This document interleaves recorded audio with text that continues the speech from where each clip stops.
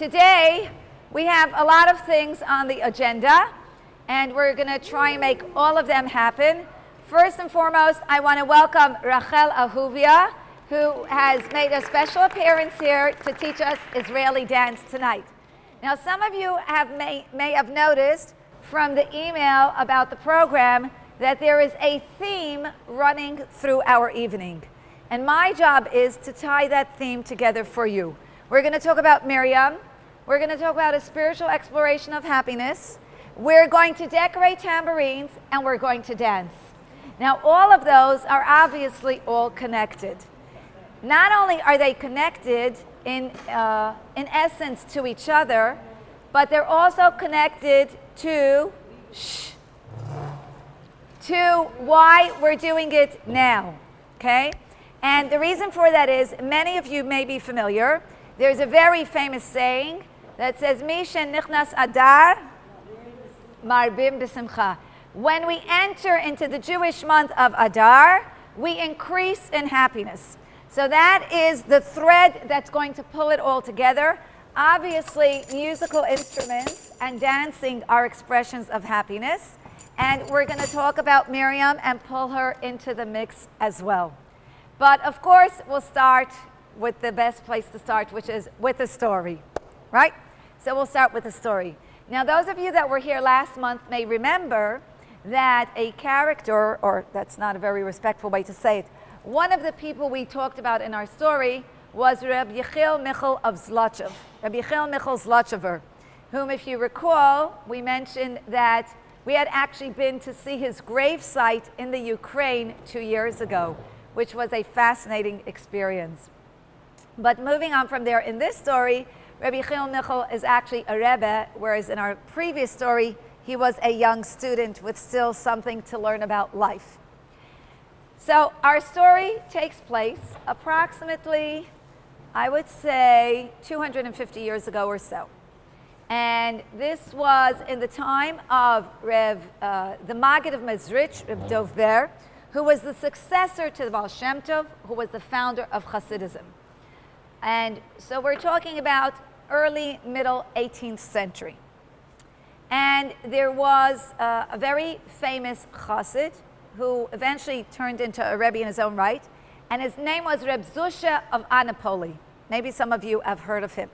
Reb Zusha of Anapoli. We went to visit his gravesite as well.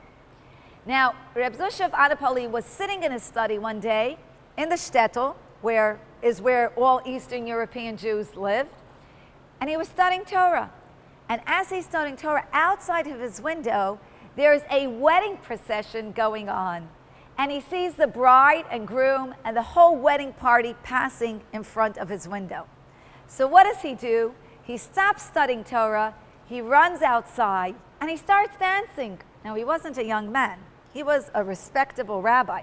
Not only does he dance, he dances around the chatan and the kala, around the bride and the groom. He dances around the whole wedding procession, and he just gives it his all. And when he's finished giving it his all, he goes back into his study. So his family naturally asks him, Reb Zusha, I mean, this is not really very appropriate behavior for an esteemed rabbi like yourself. What are you doing dancing in front of the whole town? So he said, let me tell you a story, and this will explain why I'm dancing. He said, when I was a young man, I was studying by my Rebbe, who was Reb Yechiel Michal of Zlotchev. And one day, I did something that did not please him. And he rebuked me. He reprimanded me. And he reprimanded me in such a way that I really felt terrible about it. And my Rebbe, Reb Yechiel Michal, being the great man that he was, saw my anguish, and he came over and he apologized. And he asked, please forgive me. And I said, of course, Rebbe, I forgive you. And I was at peace. And then Reb Yechiel Michal comes over to him a second time, a few hours later, and says, Reb Zusha, please forgive me. And Reb Zusha says, Rebbe, I forgive you. There's nothing to ask forgiveness for. Done. We're squared. And then Reb Zusha goes to sleep. Remember, he's a young man at this point. He goes to sleep, but before he falls asleep, Rabbi Yechiel Michel's father appears to him. And Rabbi Yechiel Michel's father, his name was Rabbi Yitzchak of Drohovich. He had passed away many years earlier. He appears to him and he tells him, Reb Zusha, I left my one and only son in this world. Are you going to make him lose his portion in the world to come because you are insulted? And Reb Zusha said, please, I forgive him. What more do I need to do? So Rabbi Yitzchak says, no, you have not really forgiven him. Let me show you what real forgiveness is about. And Rabbi Yitzchak says, follow me. And he follows him, to the nearest mikveh. And Reb Zusha goes under, he immerses in the mikveh, hu tovel b'mikveh, 3 times. And each time he has b'chavana, he has in mind that he forgives his Rebbe with his whole heart. And when he comes out of the mikveh the 3rd time, he sees his Rebbe's father, Rabbi Yitzchak's face, was shining with an incredible radiance and a bright light. And he says, Rabbi Yitzchak, he couldn't even look at his face. That's how radiant his face was. It reminds me of where the Torah says that when Moses came down from the mountain after being there for 40 days and 40 nights, his face was so radiant, the Jewish people couldn't look at him. He covered his face with a mask. Ties into Purim. Okay, in any case, so Reb Zusha could not even look at his Rebbe's father's face because it was so radiant. It was so bright with light. And he says, Reb Yitzchak, how come your face is so radiant? And he says, I'll tell you why. Because I took to heart the teachings of one of our sages. There was a sage called Reb Nechunya HaKaneh. And Reb Nechunya HaKaneh said 3 things. He taught 3 things. He said, never get honor at the expense of putting down another human being. Don't climb to greatness on the backs of somebody else's shame or humiliation. Number 1, always go to sleep forgiving anybody that you do anything wrong that day. I mean, I could end my talk right here. There's a recipe for happiness right there. Forgive anybody that has done you any kind of wrong during the last 24 hours. You'll have a peaceful night's rest. And the last thing Reb Nechunya HaKaneh said, or did, was he was very generous with his money. Clearly, he was a Baal Chesed. He loaned money, he gave money, he did tzedakah. Now, Rabbi Yitzchak said, I took these 3 things to heart, and that's why my face looks the way it does. But there's another route to looking this way. And he says that route is via joy and happiness. And so Reb Zusha turned around to his family and said, ever since then, I remember what my Rebbe's father told me, that the route to that tremendous amount of radiance that was emanating from his face, that was happiness. Okay. So, of course, the $1 million question is, how do you get there? Okay, we'll talk about that soon. There's a short answer and the long answer. Don't worry, tonight we're going to do the short answer because we have a lot to do. And the irony is that we're going to talk about Miriam because seemingly Miriam seems the antithesis of happiness. And how do we know that? We know that from her very name. We know that in Judaism, a name is not accidental.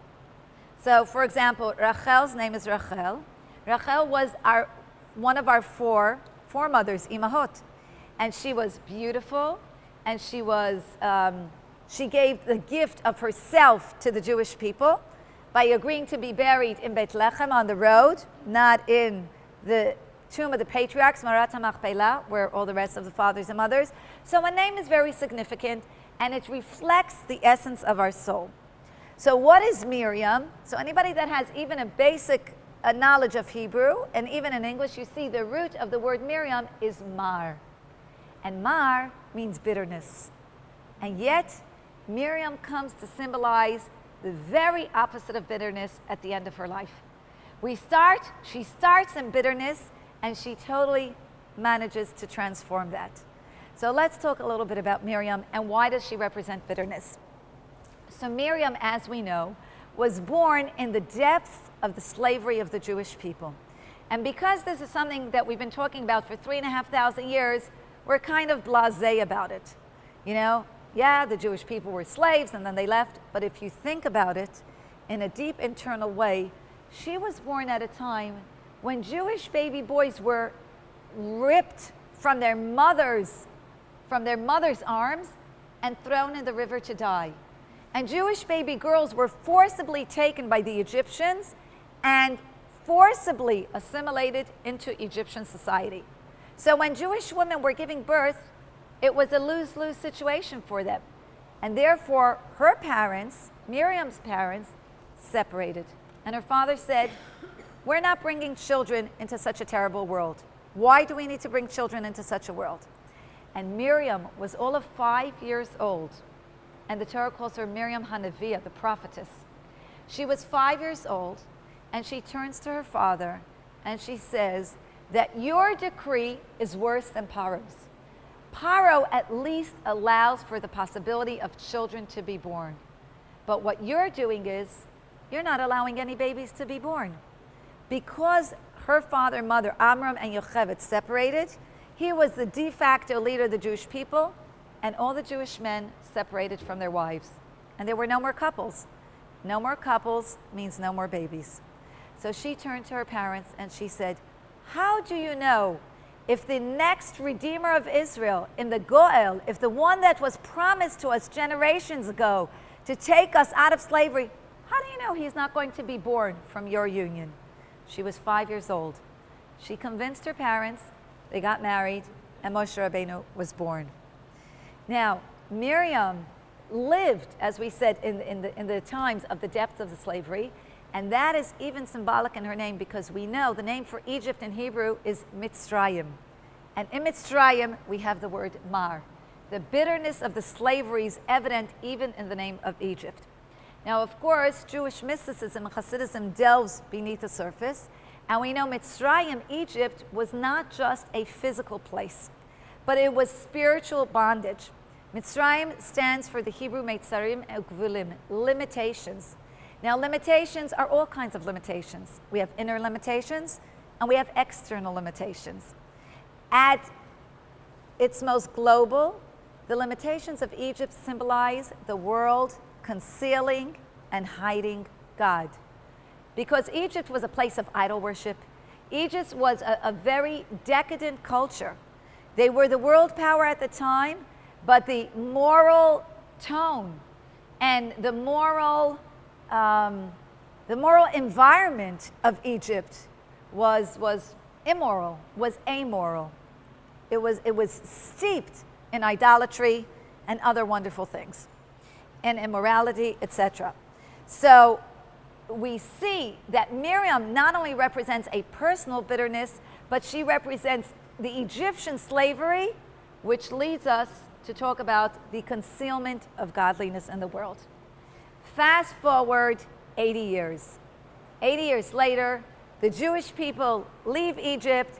There's the great celebration. There's going from exile to redemption. And there's an enormous celebration. The Jewish people celebrate, the men celebrate, and the women celebrate. And who celebrates most of all? The women. And how do we know that? Because it says, this is why we're making tambourines tonight, ladies, that the women celebrated with dance and with drums, with tambourines, betupim uvemecholot. They celebrated with drums and with dance, tambourines. So the question is, they left Egypt in kind of a hurry. God said, okay, time to leave, everybody go. As a matter of fact, we know that the reason we eat matzah is because they didn't have time for their bread to bake. So how did they have time to go out and buy wholesale tambourines? No UPS at the time, right? Not even overnight express mail. So where on earth did they get tambourines from? They're at the shores of the Red Sea. They're barely packed their bags. And here they are dancing with tambourines. Thank you. Who decorated this one? Esty? Thank you. Beautiful. Okay. So where did they get tambourines? And the Rebbe points out something very fascinating. He says that in the darkest depths of the slavery, when baby boys were being drowned, when Jewish men were enslaved in the most cruel and unimaginable ways, the Egyptians had them do things that were absolutely useless just for the cruelty of enslaving them. You know, there's a story told that there was a man who was a prisoner once. He was sitting shackled, he was chained to the handle of a wheel. And during his entire prison sentence, what was he forced to do? He was forced to turn the handle of the wheel. And he did this for 25 years. And he kept thinking, he was imagining, what is he doing by turning the handle of the wheel? Is he maybe irrigating a field? Is he grinding flour into wheat? And he had all these things on his mind. He couldn't imagine what he was doing all this time by turning the wheel. And he turned the wheel day in, day out, year in, year out. And finally, his 25 years in prison were up. They unshackle him, and he runs outside the prison walls, and he wants to see what's on the other side of his cell. What was he doing for 25 years? And he looks, and he sees nothing. There was nothing attached to the chain. And you know what happens to him? He died. On the spot, he just died. Do you know why? Because the frustration of having achieved nothing, of having done nothing for 25 years, of having no purpose whatsoever, that led to the ultimate desire to have no life. Because here he thought all this time he was doing something, he was accomplishing something, there was purpose, there was meaning. The fact that he was doing this for 25 years and there was no meaning to it whatsoever, so that took away any desire to live. So when the Jews left Egypt, the women, throughout all the darkest days of the Egyptian exile, they had faith and they had hope. And they knew that the words would come true, where they were promised that one day they would leave. And you know what? The most concrete expression of their faith and their hope was the fact that they had tambourines ready to celebrate in the darkest days of the Egyptian exile. And that's why when they crossed the Red Sea, the men just sang, but the women sang and danced with tambourines. Now, a very fascinating, okay, we'll fast forward a little bit. A very fascinating insight that the Rebbe mentioned several times was two things. The Talmud says that the Jewish people left Egypt in the merit of several things. And one of those things was the Jewish women. It was the women that kept the entire nation strong and together. Furthermore, the Rebbe said that the women of our generation, each and every one of us, is a reincarnation of those souls that lived 3,500 years ago. In other words, it is the strength, our strength, that will bring all the people to the ultimate freedom. Now, as we've mentioned many times, the Hebrew language is not just another language. The word for exile in Hebrew, I'm sorry, my writing in print is not perfect. I'm used to Hebrew. This is gola. Gola is exile. The word for redemption and freedom in Hebrew is geula, right? Geula. Gola, geula. What's the only difference? Rachel, מה ההבדל ביניהם? רק אות אחד?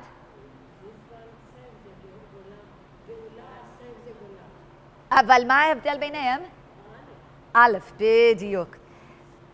Only the aleph.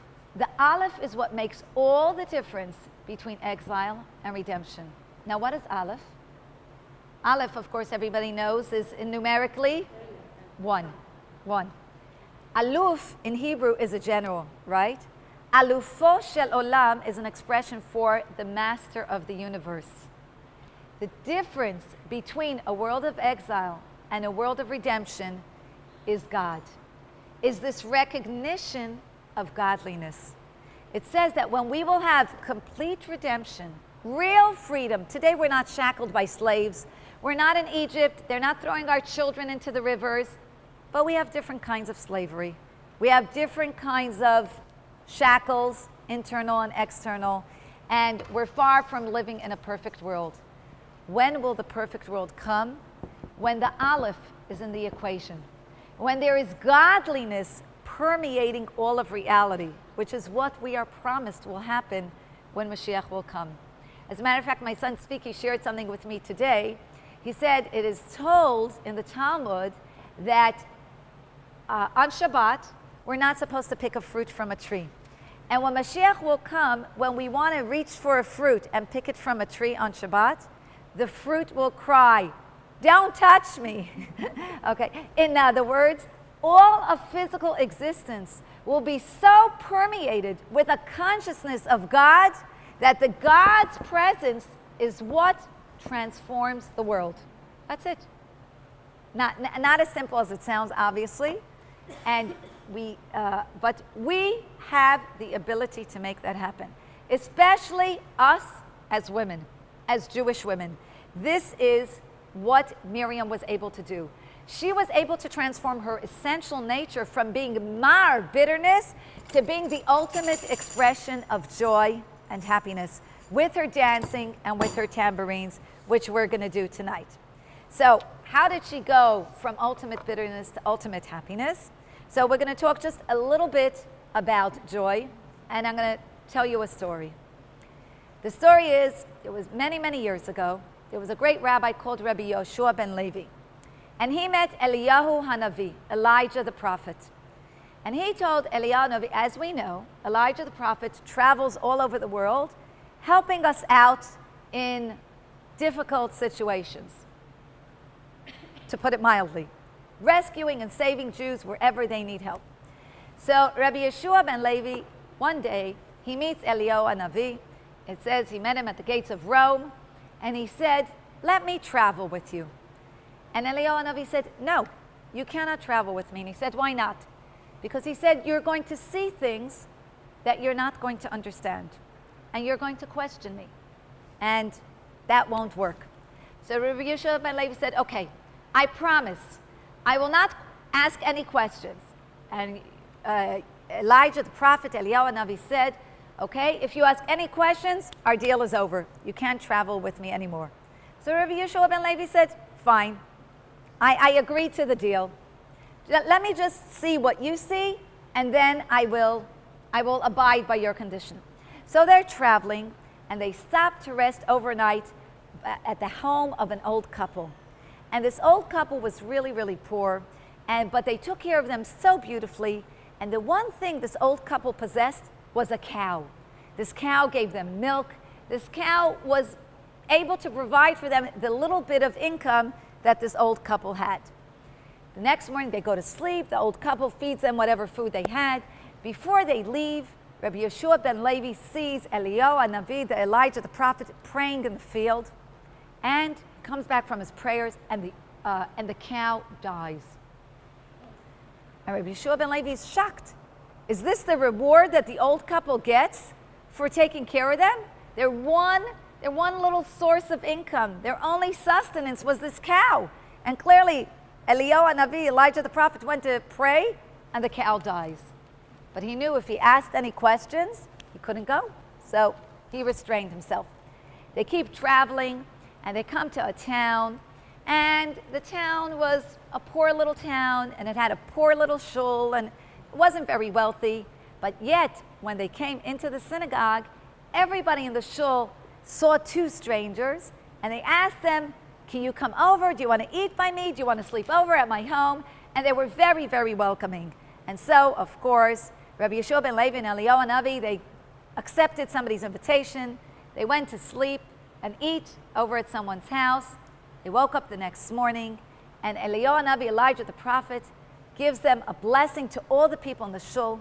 He says, "May one of you rise to be a great leader." Rabbi Yeshua ben Levi thinks, this is a blessing. What about everybody else? Only one person is going to win the lottery here. What about everybody else? But he knew if he asked any questions, he couldn't say anything, so he didn't say anything. They keep traveling. They come to another town, very wealthy town, big, beautiful shul, marble benches. They walk into the shul. Nobody says hello. Very cold, very stiff. Maybe it's like New York City. okay? No, nobody welcomes them, nobody invites them, nobody even greets them. And that night, they had nothing to eat, and they slept on the cold, hard, beautiful benches. The next morning, Eliyahu Navi addresses all the people in the synagogue, and he tells the people in the shul, I bless you that you all become leaders. Now, Rabbi Yeshua ben Levi is he's beside himself. In the poor shul, where everybody was really nice to them, they got the blessing that only one person should be a leader. In this rich, fancy shul, where everybody was clearly well-to-do and nobody invited them, he blesses them all to be leaders. But again, he knew he had to hold his peace, because otherwise he would not be able to continue to travel on the journey. And our last situation, they're traveling, they come to a big, beautiful mansion, a castle with high walls. They barely get inside. They knock on the door, and they're barely allowed in. The master of the home very unwelcomingly welcomes them, asks them to come inside, sits them down in the servants' quarters, gives them a little bit to eat, gives them a little bit to drink, lets them sleep in the servants' quarters, doesn't really treat them very nicely. The next morning, Eliyahu Navi tells this very wealthy man, he says, may the walls of your house be strong and stand forever. Okay, now Rabbi Yeshua ben Levi, okay, he's had it. He said, this man who treated us so poorly, Eliyahu Navi tells him his house should stand forever. And the poor old couple that had nothing but a cow, he prayed and the cow dies. What's going on here? So he said, okay, Eliyahu Navi, I know I'm giving up my right to travel with you, but please explain to me what just happened in all these four situations, because it seems to me the opposite of justice happened in every single case. Everywhere you went, you gave everybody a blessing that looked to me the opposite of what they deserve. So Eliyahu Navi says, okay, we'll part ways, and I'm going to explain to you exactly what was going on. He said, when we went to visit the old couple, I saw prophetically that the old woman was supposed to die. There was a gzeirah, there was a decree that she was supposed to die that morning. So I went to pray that their cow, their only one source of income, should die instead of the old woman. So actually their cow dying saved the woman's life. So it was a good thing instead of a bad thing. He said, when we went to the poor town and the poor shul where everybody was so nice to us, and I blessed only one person to be a leader, and then in the rich shul, I blessed everybody to be a leader, because if everybody's a leader, that's not a blessing. If everybody's a leader, all there is fights. But when you have one real leader, then you have peace and harmony in the community. He said, and in the last situation, where the rich man who treated us so stingily and so nastily and really did not take care of us nicely at all, and I blessed him that the walls of his house should be strong forever, said, because I saw that in the walls of his house is buried a treasure. So I wanted those walls to stay strong so he'll never find that treasure. Okay? What's the moral of all these stories? Is that we think that there are things in life that make us unhappy. If only things would be different. If only we won the lottery, which, by the way, statistically, you know that many people that win the lottery either commit suicide or lose all their money. So I try to comfort myself. Not winning the lottery is a great thing. But we all think if we only had this or if we only had that, then we would be happy. We should know and have faith that everything that happens is from God. And God is good. Teva atov lehetiv, that the nature of one who is good is to do good. Everything that God does is for our benefit. We do not see that. Just like Rabbi Yeshua ben Levi did not see and understand everything that was going on when Eliyahu Navi reacted in each four situations, seemingly the opposite of the way he thought he should react, but yet we know in the end it was really the most just thing that could be possible. So we know that is the very short answer. There's a lot more to talk about happiness. This year, we have an extra opportunity. We have 2 Hebrew months of Adar, a leap year. Of course, in Judaism, we don't just go one day, one extra day is a leap year. We go one whole extra month. So this year, we have 2 months of Adar. We have 60 days of joy. And it is said that whoever experiences joy throughout those 60 days will experience joy throughout the year. Now, we know one last thought, and then we'll finish up. Okay? When does it Started. Today is the 5th day of Adar. So it started 5 days ago. No, today's the 5th. Okay? Oh, I mean, So, on the secular. oh, the 9th of February. Thank you, Rachel. Okay, Esther Rachel. Okay. So this is a little clue about being happy, is being happy with what you have. Rabbi Manis Friedman, who's brilliant, has a line, and he said, happiness is not the pursuit of happiness. That's in the American Constitution. But when you run after happiness, it's like it says in Pirkei Avot, he who runs after honor, honor runs away after him. If you spend your life pursuing happiness, that's not the way to happiness. Happiness is internal. The Talmud, which is a repository of great wisdom, said, Ein simcha katarat hasvekot. There is no joy greater than that of the abolishment of self-doubt, of doubt. We know that one of the most debilitating, crippling things for the human psyche is doubt. Self-doubt, when you don't know who you are, what you're doing with your life, where you're going, and I'm not talking about which way on the highway to get to east or west, what you're doing with yourself, what your purpose and mission and goal in this world is, that is one of the most crippling, debilitating things. Inner peace, that is real joy. May we experience real joy very, very soon. We are promised by the prophet, by Micha,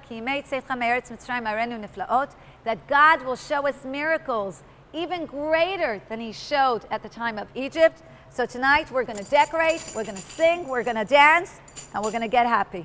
Okay, good night, ladies.